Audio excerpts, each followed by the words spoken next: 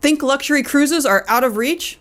We thought so too, until we spent 18 nights sailing on Princess Cruise Line for less than $100 a day. That included gratuities, Wi-Fi, and even shore excursions. In this video, I'm breaking down exactly how we pulled it off, from last-minute booking strategies to smart choices that helped us enjoy every minute without blowing our budget. Stick around as I walk you through dollar for dollar how we saved money and even scored $250 in free onboard credit. If this video helps you budget for your next cruise, please remember to like, subscribe, and share it with a friend. It really helps the algorithm know to show this video to more smart cruisers like you. Most people assume booking their cruise early guarantees the best price. But in our case, booking late saved us hundreds. Cruise lines usually set their final payment deadline at 90 days before departure, and that's when unsold cabins often drop in price. We waited until just inside that 90-day window and found a fare that was significantly lower than it had been just weeks earlier. Even better, this was a one-way itinerary from Los Angeles to San Antonio, Chile. One-way or repositioning cruises are often cheaper because they're less convenient for many travelers. But for us, it was perfect. We used it to kick off a bigger South American adventure. Now, one-way cruises do mean you'll need to fly into and out of different ports, so you'll want to factor that into your overall budget. Some people think booking late is risky, and sure, if you have specific cabin preferences or travel dates, it might be. But if you're flexible, this is one of the best ways to cruise affordably, especially with Princess. 2 months out, there were still interior, ocean view, and balcony cabins available. We went with an ocean view cabin, which cost us about $200 more than an interior. But for an 18-night cruise, having natural light made a huge difference and was definitely worth the extra money. We still saved close to $2,000 compared to booking a balcony, so it was the perfect middle ground. One more tip. For Princess, the shoulder season, like spring or fall, usually means lower demand, especially for destinations like Alaska or the Caribbean. That's another great time to look for deals. So, all told, how much did we pay for our cruise fare?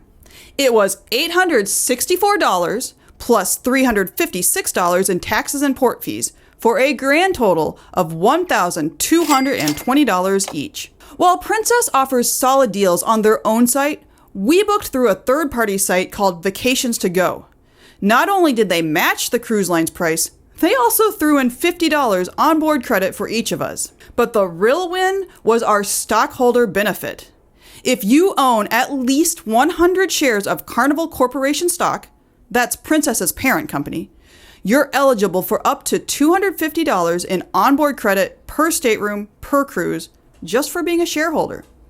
The credit amount depends on the length of your sailing.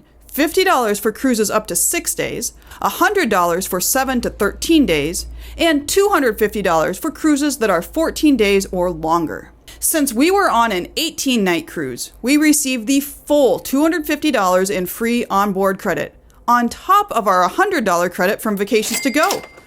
All you need to do is submit proof of stock ownership at least 3 weeks before you're sailing. Now, cruise fares might seem like a bargain up front, but they're not truly all-inclusive. Let's talk about the hidden costs that can sneak up on you once you're on board. We used our cruise planner to track every dollar we spent, and that's how we knew we were under budget by day 10. We'll add a link in the description so you can grab one before your next cruise. The biggest extra cost on our Princess cruise was the gratuities. On Princess, these are automatically added to your onboard account and cost $17 to $19 per person per day, depending on your cabin type. For our 18-day cruise, that added up to just over $300 per person.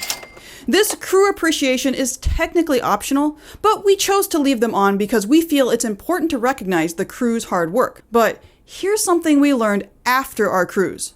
Those automatic tips go into a fleet-wide pool and are distributed in part as bonuses, not necessarily as direct tips. Now, I don't know about you, but I didn't think my tips would be used to pay Princess's bonuses. We plan to do a full video on this controversial subject soon, but for now, just know that while automatic tips are easy and guilt-free, cash tipping gives you control over who you reward and how much. Next up, Wi-Fi. Princess uses a system called Medallion Net, which is actually pretty fast, but not exactly cheap, especially over a longer itinerary. The good news is that Princess will prorate the cost of their cruise-long Wi-Fi package if you purchase it partway through your trip. So we got creative. We shared a single daily Wi-Fi plan every few days at the beginning of our cruise. Then, with only 6 days left, and most of them sea days, we purchased a prorated cruise package that covered the rest of our time on board. In total, we spent $164.90 on Wi-Fi. Still more than our internet bill at home, but a solid deal by cruise standards. Of course, if staying connected isn't a priority for you, you can skip onboard Wi-Fi entirely and use free internet in port. Or you could purchase one of GigSky's new Cruise Plus eSIM plans using our discount code EMBRACETODAY. Check out this video or go to our website to learn more about that option. Alcohol, specialty coffee, and sodas are not included in your cruise fare unless you buy a drink package, which starts around $60 per person per day. For us, that just didn't make sense. We made do with the complimentary drinks Princess offers: coffee, tea, iced tea, and lemonade, plus orange juice at breakfast. When we did want something a little extra, we simply purchased it a la carte. We're not big drinkers, so that added up to less than $20 a piece throughout our entire cruise. Cruisers are allowed to bring 1 bottle of wine per adult at embarkation, which is a great little hack if you like to unwind with a glass in your cabin. While all meals and snacks are included on Princess, there's a tempting lineup of restaurants available for an extra charge. Just keep in mind, in addition to the listed price, Princess automatically adds an 18% service charge to all specialty dining. And unlike the daily gratuities, this charge is not optional. For example, a meal at Princess's signature steakhouse, the Crown Grill, is $55 per person. With the added service charge, dinner for 2 comes out to nearly $130. And that's before drinks. We did decide to try a casual lunch at Alfredo's Pizzeria. I mean, we had to find out if Alfredo's lived up to the hype of being the best pizza at sea. And honestly, it was really good. And for only $14.99 per person, it didn't break the bank. But aside from that one splurge, we stuck with the included dining, and we didn't feel like we missed out at all. Now, Princess does offer bundled packages that includes these 4 common extras: gratuities, Wi-Fi, beverages, and dining. The Princess Plus package costs $60 per person per day, and Princess Premier is even more, $90 per day. In this video, we do a full analysis of what's included and whether it's worth it for you. For the 2 of us, over 18 nights, either of those packages would have cost well over $2,000 total, almost doubling the price of our cruise. Instead, we paid a la carte for the extras we actually wanted. This approach worked well for us. We spent significantly less and never felt like we were missing out. Finally, let's talk about shore excursions. Princess offers official tours in every port. They're convenient, but they're not cheap. We saved quite a bit by researching and booking independently. In many ports, we found plenty to do within walking distance of the ship.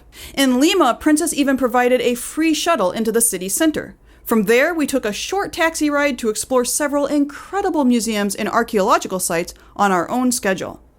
Our absolute favorite excursion of the whole cruise, maybe ever, was flying over the Nazca Lines in Peru.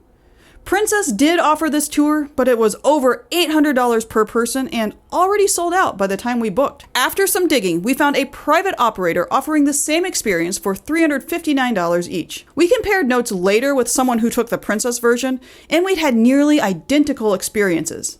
Same flight, half the cost. Just one warning, if you do book independently, always give yourselves plenty of time to get back to the ship. It will leave without you. In total, we spent about $450 on shore excursions during our trip. As you can see, between gratuities, Wi-Fi, drinks, dining, and excursions, the extras can add up fast. But with a little planning and flexibility, you can avoid overspending and still have an incredible cruise experience. One area where Princess really delivers value, especially for budget-conscious travelers, is the food that's already included in your fare. The main dining room is open for breakfast, lunch, and dinner on most days, and the menu changes daily. You'll find multi-course meals, rotating international dishes, and even vegetarian options, all included. Over the course of the cruise, we enjoyed everything from seafood and steak to handmade pasta. The service was consistently great, and it never felt like a downgrade compared to paid options. Of course, we made sure to make it to lobster night on the second formal night of our cruise. This was a great way to have a premium meal without paying a cover charge. For something more casual, there's the World Fresh Marketplace. One of the things we really appreciated was how the buffet is run. While it's not available 24 hours, it's open nearly continuously from early morning till late at night. Most Princess ships have 2 sides to the buffet, so while one is being cleaned and reset, the other stays open. This means we didn't have to constantly check dining times like we've had to do on Carnival or Royal Caribbean. It just made meals feel more relaxed and accessible.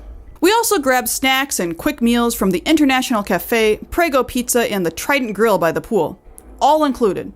We particularly enjoyed the International Cafe. It was just a short walk away from our cabin location on Deck 5 and offered a rotating selection of snacks and sandwiches throughout the day.